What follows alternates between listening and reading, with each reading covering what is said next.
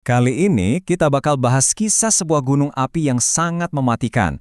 Dan di baliknya ada salah satu cerita penyelamatan paling heroik yang mungkin belum pernah Anda dengar sebelumnya. Oke, kita mulai dari sebuah skenario yang taruhannya tinggi banget, yang kejadian di tahun 1988. Pertanyaannya kelihatannya simpel, tapi jawabannya jadi penentu hidup atau mati ribuan orang. Gimana caranya mengevakuasi satu pulau penuh sebelum gunung apinya keburu meletus? 15.000. Ya, sebanyak itulah nyawa yang dipertaruhkan.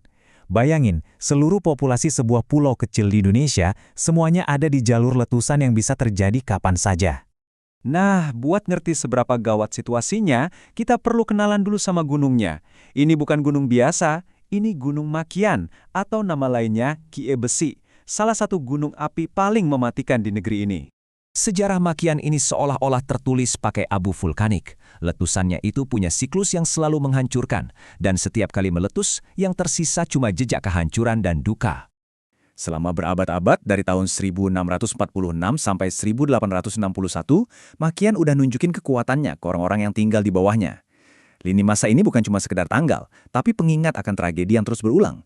Coba kita lihat lebih dekat dampaknya yang luar biasa dahsyat.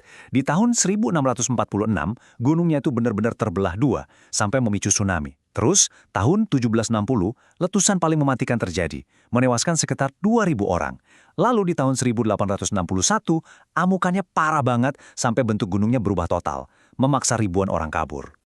Saking dahsyatnya kekuatan gunung ini, sampai-sampai tercatat oleh tokoh sejarah terkenal. Seorang naturalis hebat, Alfred Russel Wallace, dia ngelihat sendiri gimana letusan tahun 1861 itu benar-benar membentuk ulang Makian dari api dan abu. Dan letusan yang disaksikan Wallace itu baru satu babak aja loh dari buku kelamnya. Kalau dihitung-hitung, sejak tahun 1550, total korban jiwa akibat amukan gunung ini sudah lebih dari 5.000 orang. Angka inilah yang jadi latar belakang dari krisis menegangkan di tahun 1988. Nah, justru karena sejarah kematian dan kehancuran inilah, apa yang terjadi di tahun 1988 jadi terasa kayak keajaiban. Karena kali ini, waktu gunungnya bangun, sesuatu yang sama sekali beda terjadi. Jadi, pas Makian meletus lagi tahun 1988 dengan kolom abu yang menjulang sampai 10 km ke langit dan aliran piroklastik atau awan panas super cepat yang isinya gas dan batuan yang menyapu bersih semua sampai ke laut, jumlah korban jiwanya adalah 0. Keberhasilan evakuasi 15.000 penduduk ini jadi titik balik penting banget dalam sejarah mitigasi bencana di Indonesia. Untuk pertama kalinya dalam sejarahnya yang berdarah, siklus kematian Makian akhirnya berhasil dipatahkan. Tapi ceritanya nggak selesai di situ.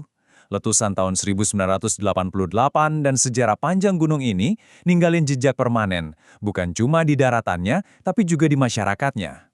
Kalau dari sisi geologi, letusannya itu nggak menghancurkan puncak gunung, tapi malah ninggalin semacam kenang-kenangan berupa kubah lava raksasa di kawahnya. Kayak ada sumbat raksasa yang sekarang duduk di sana. Tapi, dampak jangka panjang yang paling signifikan itu sebenarnya bukan soal geologi, tapi soal manusianya. Ancaman yang terus-menerus ini memaksa orang-orang Makian menyebar ke seluruh wilayah Maluku Utara. Dan efek dari diaspora ini luar biasa. Meskipun mereka terusir dari tanah leluhur mereka, orang-orang Makian ini nggak hilang begitu aja. Sebaliknya, mereka malah berkembang. Angka 9,1% itu nunjukin kalau mereka jadi etnis terbesar kedua di seluruh Maluku Utara. Perpindahan mereka ini justru mengubah mereka jadi kekuatan politik dan sosial yang besar di rumah baru mereka. Dari yang tadinya korban bencana, mereka jadi pemain kunci di tatanan masyarakat regional. Jadi kalau kita lihat ya, ini tuh cerita yang kontras banget. Kisah Makian berubah, dari yang tadinya cuma tragedi berulang, jadi contoh nyata soal cara bertahan hidup dan ketangguhan. Dari sebuah pulau yang terisolasi, jadi diaspora yang berpengaruh. Sekarang sang raksasa lagi tidur, statusnya normal, jadi kehidupan bisa kembali tenang. Pulau ini bahkan sekarang jadi pusat ekonomi yang produktif, terkenal dengan pala, cengkeh, dan hasil lautnya. Tapi ini ninggalin kita sama satu pemikiran terakhir. Kesuksesan di tahun 1988 itu bukti kalau manusia bisa beradaptasi. Tapi jam di gunung berapi itu terus berdetak. Pertanyaannya bukan apakah dia akan meletus lagi, tapi kapan. Dan saat itu tiba, apa kita akan siap?